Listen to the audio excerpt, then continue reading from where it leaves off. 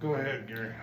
So there's an awareness of an openness at the top of my head, and that's how closest I can explain it. It's just like if you could feel space at the top of your head, well, that's sort of how I would describe it. And then there are little, what I call little chills. They're not temperature related, but they're little tingling sensations that move up and down, mostly up my spine. Cool. Yeah, there's a lot of freedom energy going on, I think. Which is, I don't know, it's one of the big, to me, it's having all this energy and freedom is a big part of the, usually we do mindfulness and there's no positive feedback loop that we can get into very, I mean, you can, but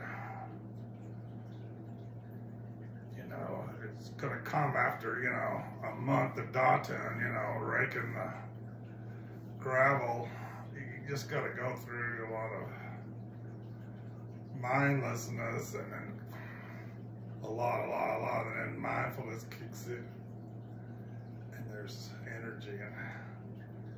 But this way you get it from the very beginning. You don't have to go through so much thickness and dullness to get there. Which is, you know, there's nothing wrong with being a Japanese monastery or a Shambhala practice situation and going through that exactly. But if you add Alexander from the beginning, man,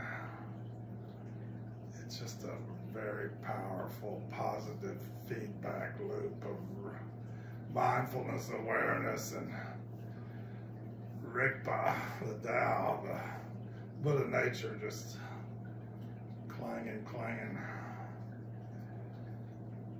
all the way. Even though there's plenty of stuff happening, plenty of evidence of holding on that you let go of, but that's sort of one and the same thing. Once you learn the process.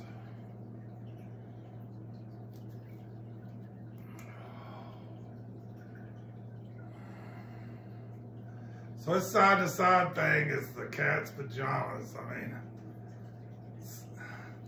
there's something that's gone on in modern Alexander technique in which there's just a lot of things that are just all about freedom of movement and, you know, just, I don't know how to say it exactly, but just a lot of little things you can do which are,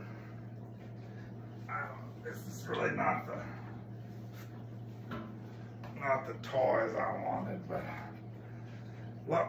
toys, but there's just a lot of play. You can just play and get a lot of freedom from Alexander, and that's you know, at some point, it's a really cool way to do it, you know, but in the beginning, like, you know, a little afraid that you become a little stilted if you just do this part and don't do something real freeing. I did a lot of Tai Chi, and that was just perfect. I did a lot of Kyudo, that was so perfect. But, man, in Kyudo, it was like, everything was it, but the biggest thing was turning your head. Biggest thing in Kyudo, the biggest moves are in the very beginning. You turn your head all the way to the left, turn it back to the center. You know, you're doing a lot of other things too, but the biggest thing was just the turn of the head. And man, I really worked on that in Kyudo and outside of Kyudo. But every movement. But the key was sort of the turning of the head. Not so much in Tai Chi, but it was in Kyudo. The Tai Chi was everything. The head didn't necessarily turn, but it did the same job. Everything else was moving.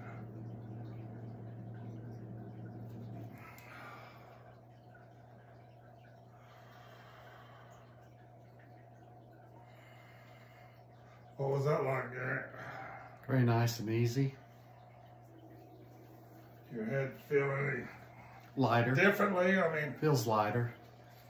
can you relate to the kind of a lengthening here, let's say? I guess my relation to the lengthening is a feeling of energy, spacious energy moving up, moving vertically. We're doing horizontal movements, but there's still some vertical sensation. Yeah, it's a lot of it at this level is a lengthening, but it's also And easing. it's also a little bit of a rotating. Mm-hmm. Tiny and subtle, and you don't want to. But just want to huge. You see that? Yeah. If you go too fast, you miss it. Well, I'm kind of doing a slightly different technique on you than I was doing then. Uh-huh. Well, that gives me a spine chill. Can you see that rotation? So it's a lengthening. It's a freedom from this joint. But part of the freedom from this joint is there's a slight rotation. So Alexander says, my neck releases to let my head go up and forward. It lengthens, it rotates, and theoretically, I mean, it even goes a little forward. We have a tendency to have it pulled back a little bit. That's a little hard to get. We don't worry about that one as much. Yeah, and I'm aware of my jaw. My jaw tends to drop just a little. Yeah. That feels. Does that seem different? It's nice. I don't know how else to describe it. It's nice. You want it to kind of float a little better than usual. Feel like it's balanced a little better than usual, and you don't have all this tight neck muscles keeping it. Yeah, I think that's what relates more to my jaw. Yeah, being exactly. tight, and now it's a little looser. Yeah. So the side to side, you can spend a lot of time on this side to side. Very profitable, I think. I mean, I've done it a lot. Sometimes you feel like maybe you're not getting anything, but the more you practice it, the more you get. There's other things that. So then the head leads. There's this. It almost feels like it sort of leads like that. Not so much like that, but sort of. I think that's right. Sort of like that. I think that's right. A little bit rotated forward. Little tiny released, bit. Just the tiniest bit. Just the tiniest bit forward. It's more of a release than anything. It's like an Alexander reflex. And we've kind of debauched our kinesthetic system such that we've lost that reflex.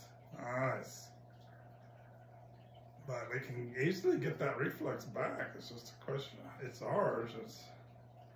And that's kind of all the teacher's teaching you is that you had this reflex that you forgot you had. But it's pretty easy for you to learn it again or just really undo the unknowing quality, the habitual pattern quality, the kind of habitual frozen quality, or just going the other way. It's just like two ways to go. You can go toward ease or you can go toward conflict, aggression, tenseness, fright-flight syndrome. And you're always activating one or the other. Me too, everybody is just operating on fright-flight almost all the time, but without awareness. Without awareness. And fright-flight makes it so you cannot be aware of it. that's what, the point is to run from tigers and lions, but we overdid it, and our ignorance quality is taking it on as its foundation of the ego. Yeah, and I tend to make up tigers and lions to run from. Exactly. So there's a side-to-side thing. It's really nice to have your teacher do it. She's not doing it for you. He's not doing it for you, but it's getting in the slot, maybe somehow. I don't know. But you're doing it. I didn't do this to you. A little more in touch with that reflex and know the techniques, how to access that. It's just like the Buddha talked about. It's the same thing. It's mindfulness awareness. I've been shown by Buddha's finger, by grandmother's finger, how this all works over and over and over again, millions of times, and now finally it's some dim understanding. If I practice it a lot, it's boom. If I don't practice it a lot, it's back to habitual pattern. But that's all right. That is not being trapped. That's not being doomed. That is just the way of samsara and nirvana. That's the way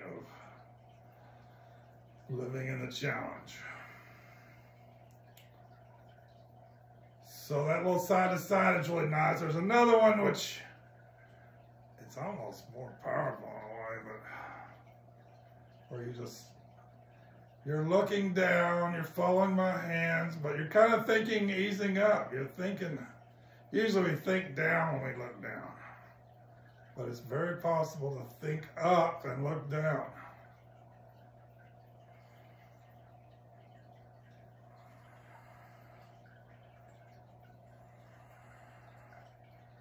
So turkey are going up. You probably don't need to go too far up. Although you can, you get good at it, but you sort of lose something past a certain point. But just a little up.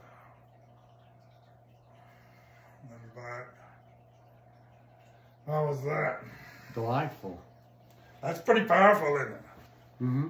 That side to side is really, really important and foundational, but if you get the side to side going, then the up forward is almost like a rocket ship material. You need to get a little loosened up side to side, but then that's nice. Yeah, it's just sort of floating. Oh yeah. Oh just yeah. Floating. And the breathing just spontaneously changes. Yeah. Eyes are open. Oh well, that was hard. It was hard to keep my eyes open. It's like a rush. Yeah, it's like it's a state that one only associates with right before one goes to sleep, or one's a very powerful meditator, but even then, you tend to try to close your eyes in meditation when you get to that level. That was the first time that I actually closed my eyes. I started to close my eyes several times during this session and caught myself. Yeah, and kept them open, but that was overwhelming, and I had to close my eyes. It's pretty interesting, isn't it? It's interesting that we close our eyes. It's very interesting.